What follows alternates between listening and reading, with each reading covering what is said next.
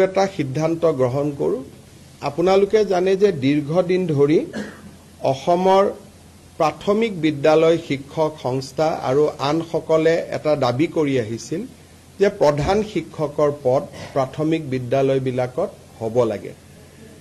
ইতিমধ্যে আমি এইটো সিদ্ধান্ত লৈছিলো যে য'ত 150 ছাত্ৰ ছাত্ৰী আছে তাতে প্ৰধান শিক্ষক পদ আমি সৃষ্টি কৰিম।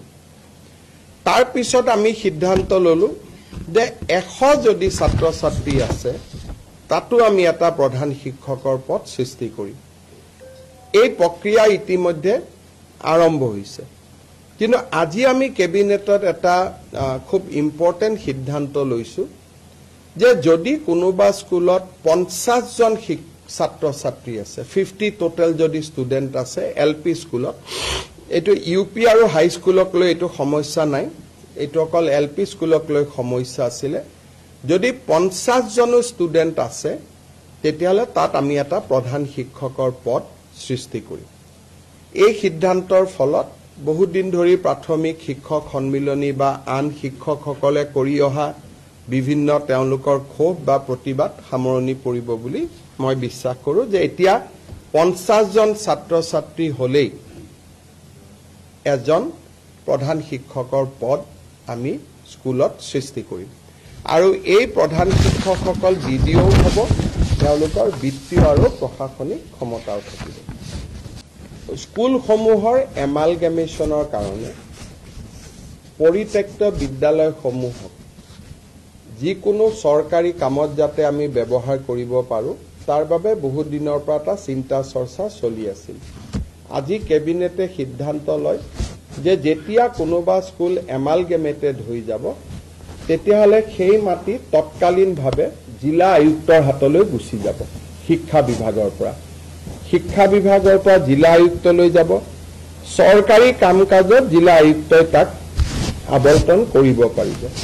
অনা চৰকাৰী কাম কাজৰ বাবে বা এনজিঅ আদিৰ বাবে যদি আবেদন হয় চৰকাৰৰ অনুমোদন লৈ জিলা আয়ুক্তই এনে খালী হৈ থকা বিদ্যালয়সমূহ আবণ্টন কৰিব পাৰিব।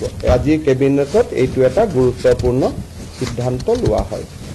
প্ৰাগজ্যোতিষপুৰ ইউনিভাৰ্চিটি আৰু আমাৰ আউনীআটী বিশ্ববিদ্যালয়, এই দুইখন বিশ্ববিদ্যালয়ৰে যিখন ফাৰ্ষ্ট ষ্টেটু বুলি কয় সেই ষ্টেটুখন আজি কেবিনেটে অনুমোদন জনায়। Doctor Bhupen Hazarika regional government film আৰু টেলিভিছন ইনষ্টিটিউটৰ অধ্যাপক অধ্যাপিকাসকলক কেবিনেটে AICT স্কেল দিবৰ বাবে আজি সিদ্ধান্ত গ্ৰহণ কৰে। এটা সিদ্ধান্ত গ্ৰহণ কৰো আপোনালোকে জানে যে দীৰ্ঘদিন ধৰি অসমৰ প্ৰাথমিক বিদ্যালয় শিক্ষক সংস্থা আৰু আনসকলে এটা দাবী কৰি আহিছিল যে প্ৰধান শিক্ষকৰ পদ প্ৰাথমিক বিদ্যালয়বিলাকত হ'ব লাগে। ইতিমধ্যে আমি এইটো সিদ্ধান্ত লৈছিলো যে য'ত 150 ছাত্ৰ ছাত্ৰী আছে তাতে প্ৰধান শিক্ষক পদ আমি সৃষ্টি কৰিম। তাৰ পিছত আমি সিদ্ধান্ত ললো যে 100 যদি ছাত্ৰ ছাত্ৰী আছে তাতো আমি এটা প্ৰধান শিক্ষকৰ পদ সৃষ্টি কৰিম।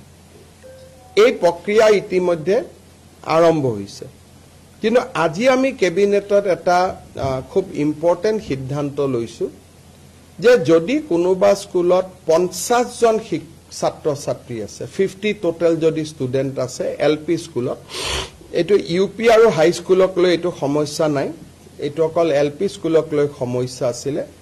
যদি 50 জন ষ্টুডেন্ট আছে তেতিয়াহলে তাত আমি এটা প্ৰধান শিক্ষকৰ পদ সৃষ্টি কৰিম। এই সিদ্ধান্তৰ ফলত বহুত দিন ধৰি প্ৰাথমিক শিক্ষক সন্মিলনী বা আন শিক্ষকসকলে কৰি অহা বিভিন্ন তেওঁলোকৰ ক্ষোভ বা প্ৰতিবাদ সামৰণি পৰিব বুলি মই বিশ্বাস কৰো যে এতিয়া 50 জন ছাত্ৰ ছাত্ৰী হলেই এজন প্ৰধান শিক্ষকৰ পদ আমি স্কুলত সৃষ্টি কৰিম। আৰু এই প্ৰধান শিক্ষকসকল বিডিও হ'ব, তেওঁলোকৰ বিত্তীয় আৰু প্ৰশাসনিক ক্ষমতাও থাকিব। স্কুলসমূহৰ এমালগেমেশ্যনৰ কাৰণে পৰিত্যক্ত বিদ্যালয়সমূহক যিকোনো চৰকাৰী কামত যাতে আমি ব্যৱহাৰ কৰিব পাৰো তাৰ বাবে বহুত দিনৰ পৰা এটা চিন্তা চৰ্চা চলি আছিল। আজি কেবিনেটে সিদ্ধান্ত লয় যে যেতিয়া কোনোবা স্কুল এমালগেমেটেড হৈ যাব তেতিয়াহ'লে সেই মাটি তৎকালীনভাৱে জিলা আয়ুক্তৰ হাতলৈ গুচি যাব। শিক্ষা বিভাগৰ পৰা জিলা আয়ুক্তলৈ যাব। চৰকাৰী কাম কাজত জিলা আয়ুক্তই তাক আবণ্টন কৰিব পাৰিব। অনা চৰকাৰী কাম কাজৰ বাবে বা NGO আদিৰ বাবে যদি আবেদন হয়, চৰকাৰৰ অনুমোদন লৈ জিলা আয়ুক্তই এনে খালী হৈ থকা বিদ্যালয়সমূহ আবণ্টন কৰিব পাৰিব। আজি কেবিনেটত এইটো এটা গুৰুত্বপূৰ্ণ সিদ্ধান্ত লোৱা হয়।